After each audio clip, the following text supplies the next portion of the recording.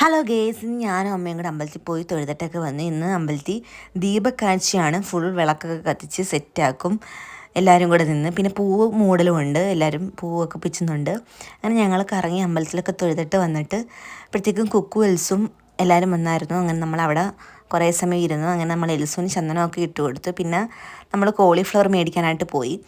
അങ്ങനെ കോളിഫ്ലവർ എല്ലാം മേടിച്ചുകൊണ്ട് വന്ന് നമ്മൾ എല്ലാവരും കൂടി ഒരുമിച്ചിരുന്ന് കഴിച്ച് കുറേ സമയം നമ്മളെല്ലാവരും കൂടി ഒരുമിച്ചിരുന്നു. നല്ല കാറ്റാണ്. അവിടെ അമ്പലത്തിൻ്റെ പടിഞ്ഞാറ് വശം കടലാണ്, അതുകൊണ്ട് ഭയങ്കര കാറ്റാണ്. കിഴക്കുവശം കായൽ, അതുകൊണ്ട് നല്ല കാറ്റാണ്. അപ്പോൾ എല്ലാവരും കൂടി ഒരുമിച്ചിരുന്നിട്ട് നമ്മൾ പിന്നെ രാത്രി ഭക്ഷണം മേടിക്കാനായിട്ട് പോയി. ഇന്ന് രാത്രി ഭക്ഷണം ഉപ്പുമാവും പഴവുമായിരുന്നു.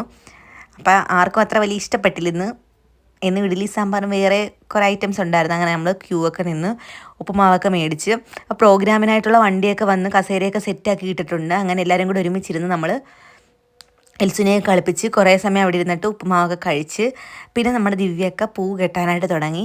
അപ്പോഴത്തേക്കും ഒരു വണ്ടി പൊതിഞ്ഞായിരുന്നു, അതെല്ലാവരും കൂടെ അച്ഛന്മാരെല്ലാം കൂടെ തള്ളിക്കൊടുത്തു. അങ്ങനെ പൂവൊക്കെ കെട്ടി സെറ്റാക്കി. പൂ കെട്ടിക്കഴിഞ്ഞ് അതിൻ്റെ ബാലൻസ് കുറച്ച് എൽസുവിന് കൊടുത്തു. എൽസു അതും പിടിച്ച് കളിച്ചുകൊണ്ടിരിക്കുകയായിരുന്നു. അങ്ങനെ ഞങ്ങൾ എല്ലാവരും കൂടെ വിചാരിച്ചു പരിപാടി കാണാൻ പോകാമെന്ന്.